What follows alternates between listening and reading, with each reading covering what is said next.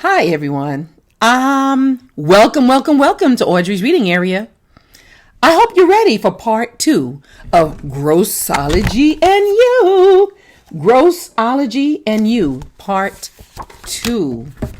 Yes, we're going to read about the athlete's foot right now. Athlete's foot fungus. Grossology and You. Things that'll gross you out about your own body. Yes, check out my other videos for part 1 and part 3. Might even be a part 4. We'll see. Athlete's foot. Is the skin between your toes red, flaky, and itchy? You might have athlete's foot. Does the skin crack open, crumble, and weep disgusting liquid? You might have athlete's foot. Do you have little blisters on the soles and sides of your feet? You might have athlete's foot. Is the top layer of skin white and soggy? You might have athlete's foot. Are your feet smelling especially foul? Well, you just might have athlete's foot. And what you might have? Ringworm of the foot, aka athlete's foot. Or as a doctor might say, tinea pedis. Ringworm of the foot is not a worm at all. It's a type of fungus that likes to invade the upper layer of the skin.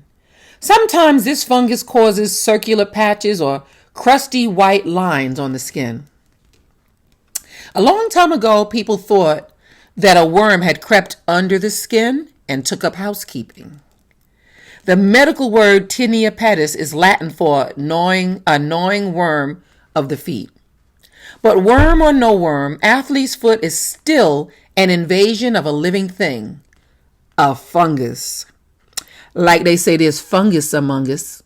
The fungus prefers to take residence between your 4th and 5th toes. It puts down its roots into the outer layers of the skin. The roots branch out as the creeping mold feeds on the protein called keratin that makes up part of your skin. Warmth and moisture keep the fungus really happy. So keep on running in those tennis shoes with no socks or with synthetic socks. Oh yeah. And don't wash your feet. Foot rot heaven. And one more piece of advice is to, when you take your shower and you wash your feet, make sure you dry your feet properly. Dry them. Even in between the toes, dry it properly. Hey, if you are really lucky and you are a boy, you might even get the athlete's foot fungus to spread to the area where your private parts are. This is called jock itch. Often athlete's foot and jock itch go hand in hand. This could be due to spreading the fungus as you dry with a towel. And the groin is paradise for the fungus. Hot and moist. Oh boy. Hot and moist. Wait, let me read that little thing up here. It says, I'll never go bowling again. Not to worry, bowling shoes are sprayed with a fungus killer. Well, that's good to know. Because that made me not want to go bowling again and use those bowling shoes. Wait, jock itch and athlete's foot? Does this fungus only attack people who like to play sports? Yes and no. Every 7 out of 10 people will get athlete's foot in their lifetime. However, it is more common in teenagers and adult males. When people play sports, they sweat. They wear unventilated shoes. They walk barefoot in communal showers, and they get athlete's foot. So yes, the fungus shows up more often in athletic people. No one knows why, but fungus just like some people more than others. Researchers have tried to spread athlete's foot to volunteers by using the fungus, but they didn't have much luck. Join the fight against athlete's foot volunteer today. So while your friend may be able to wander at the public pool and stay fungus free, you could go shoeless and infected skin, flake or fungal babies called spores grab hold of your feet and take over. Wow. There is no simple way to tell if the fungus loves you. If it does, you will get foot ringworm.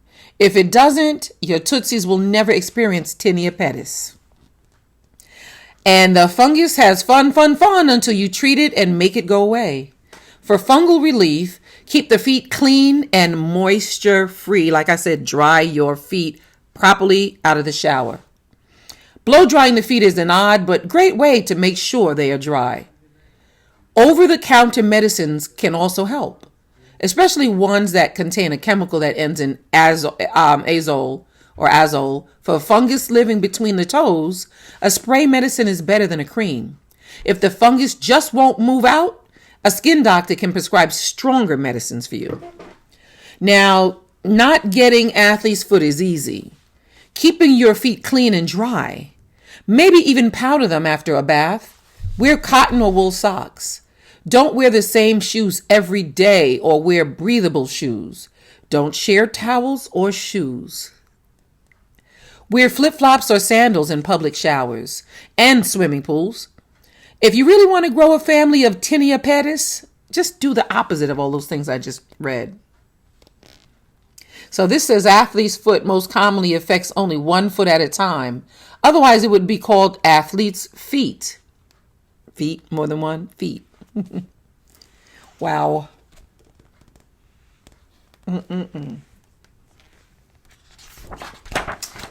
Now we're talking about the brains. Brain surgery has been around for a long time. Stone Age people chipped or hacked small holes in the skull of their living friends. Wow. Maybe it was to relieve the pressure of a really bad headache, or maybe it was to release evil spirits. In the Middle Ages, skull drilling was still practiced. Only then they used metal tools. When you think about it, drilling for brains made sense. Your head hurts, you find the part that aches and get rid of it. There weren't many painkillers for the patients. That is partly okay because the brain itself does not feel pain. Brain, no pain. However, the skull, the skull and the hair feel a whole lot of pain.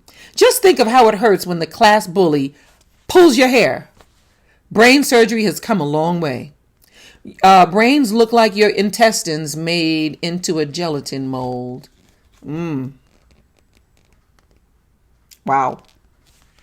Your intestines made into a gelatin mold. There is nothing quite like a brain.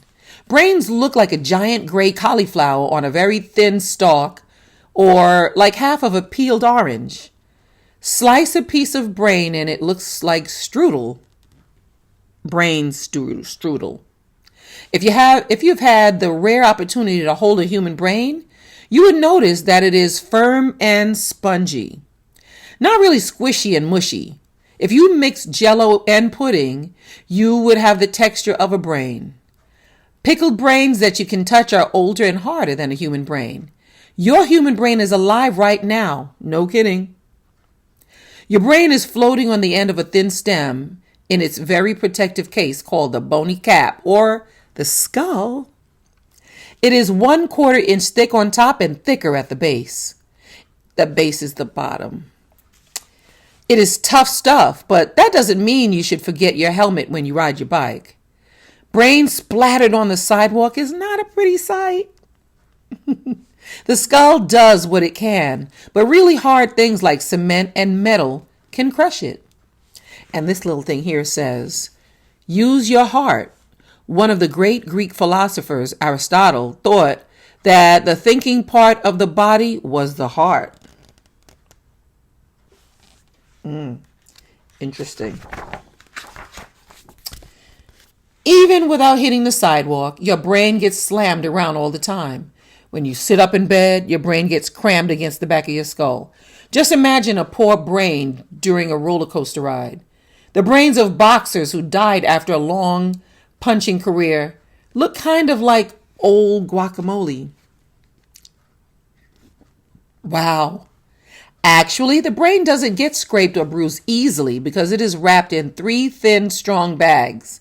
The brain bags are named the Dura Mater, the Pia Mater, and the Arachnoid Mater. The Nina, the Pinta, and the Santa Maria. Those are 3 ships. Anyway, mater means mother in Latin. How sweet. Dura means tough. So the first sac is a tough mother. Shut your mouth. Arachnoid means spider-like, and this sac looks like a cobweb. Pia means gentle. The innermost sac is very fragile. Between the spider mother sac and the gentle mother sac is a liquid that acts as a brain shock absorber. The cerebrospinal fluid, or CSF, is like a traveling headrest. About half a glass of CSF drips into your brain every day. The clear watery liquid contains proteins, salts, sugar, and urea.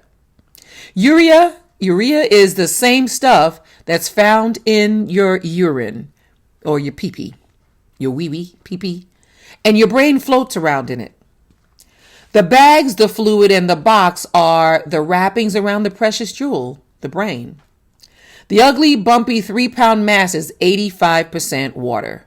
Still, without it, nothing would work. You actually feel with your brain, hear with your brain, and taste with your brain. Your brain creates moods and memories. Without a brain, you are like a vegetable. Well, actually worse, you're dead.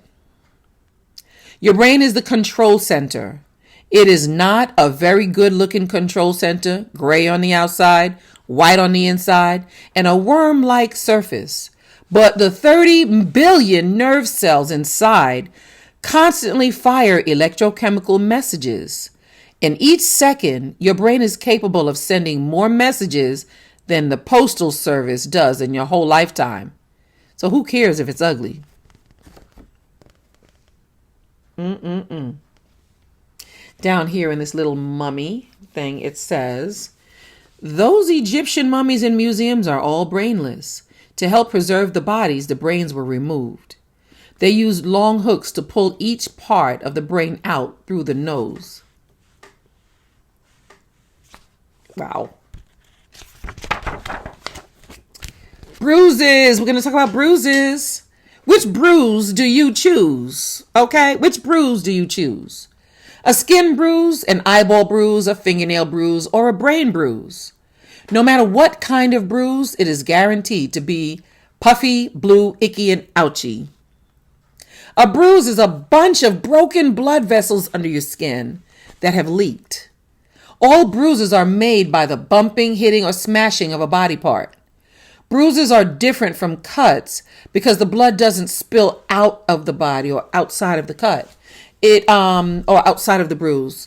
It stays trapped under the skin, fingernail, or brain case. Bruises have all kinds of impressive names. Bruises on the brain or skin are called contusions. An eye bruise is called a black eye, or if you want to be really fancy, a periorbital, ecchymosis. Peri means all around, and orbital refers to the eye. So periorbital, there it is. So it's all around the eye. Ecchymosis is when blood escapes from its vessel into the surrounding tissue. It seems a lot easier to just say black eye. Yeah, well, maybe medical people like big words. A fingernail bruise could be called an ouchie, but most doctors would call it a subungual hematoma. Sub means below. An ungual relates to claws, nails, or hoofs. So subungual hematoma is like below the nails or hoofs. Hematoma is a blood swelling. Wow, we are learning some words today. Look at that. Learning.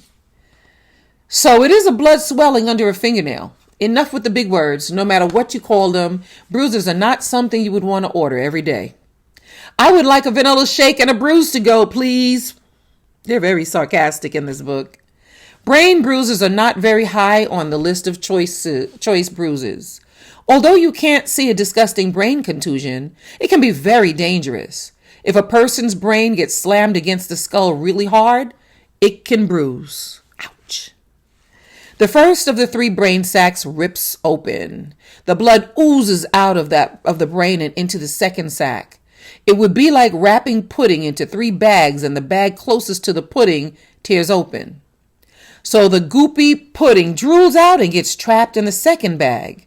What's scary is that a drooling brain causes a person to pass out and maybe lose consciousness for a long time.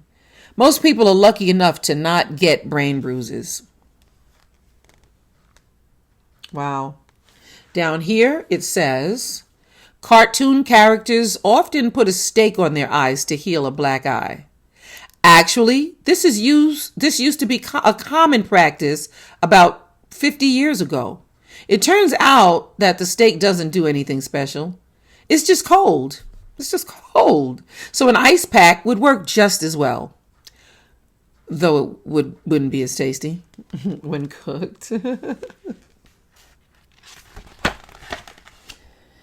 Skin bruises are very common.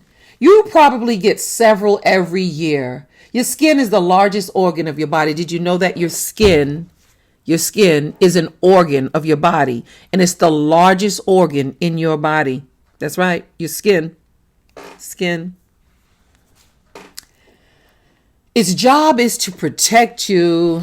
However, humans are clumsy, so they often bump into things or things bump into them. Hey, that couch jumped right in front of me. A patch of skin about as big as a postage stamp is packed with about 3 feet of teeny tiny blood vessels. If these vessels get smushed, they will break open and drip out blood into the lower layers of the skin. The top layer of the skin has no blood vessels at all. It keeps the blood from seeping out. If the great red stuff actually drips out, it is not a bruise, it's a cut. Sometimes a wound can be surrounded by bruises, though. Bruises are a very colorful event. A Technicolor bruise movie would start out in red, then turn blue, and then purple, and finish up with yellow and green. The lovely bruise may also have a glossy finish due to fluids collecting in the area to make the skin stretch. Your body is not very fond of bruises. No, we don't like bruises. It hurts too. It sends in the white blood cell troops to get rid of the mess. The white blood cells clean out the trashed blood. As they do their job, the bruise changes color. In a couple of weeks, their job is complete. They leave no sign that a Technicolor bruise event has just taken place. Good little white blood cells. Some people find the Technicolor bruise show to be rather disgusting. These people are not interested in observing great special effects. Luckily for them, the entire bruise show can be shortened. It can? Let's see. To speed up the healing process, you can place ice packs, or even a bag of frozen vegetables or fruit, on the bruise right away for the first day. After the first day, apply heat. Wow. Apply heat. Vitamin K cream or arnica cream may also help the bruise to disappear more quickly. Also, bruises tend to heal more slowly the lower they are on the body. A leg bruise will heal more slowly than an arm bruise. Immediately wrapping a leg bruise in an elastic bandage will stop the bleeding more quickly. So the bruise will not be nasty. It won't be as nasty. Some people think that black eyes are the best bruises since they make you look tough. Other people think that black eyes are the worst bruises because they make you look weird. Make you look like you got beat up, right? Periorbital ecchymosis is nothing more than a regular bruise, but in a bad spot. The eye itself doesn't actually get purple and blue, just the skin around the eye. Sometimes little vessels in the eye may break and turn the eye bloody. Fists, elbows, and falls are the most common causes of a black eye. Yep. If you get hit in the nose, you can get a black eye. Yep. If you barf too much, like throw up too much, you can get a black eye. Now that I didn't know. No, it's not from the force of the vomit hitting you in the eye. Smash your finger with a hammer and you don't get a black eye. You get a fingernail bruise. A slamming car door is another great way to get this bruise. The fingernail itself doesn't actually get bruised. It is the nail bed under the fingernail that oozes blood. Cringe, cringe.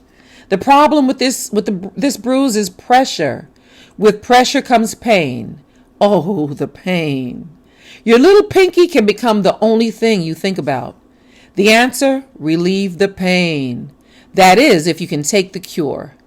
A doctor can pierce the nail with the tip of a red-hot needle. A little hole is burnt through the nail and the blood spurts out. Ah, relief. Look at that picture. Relief.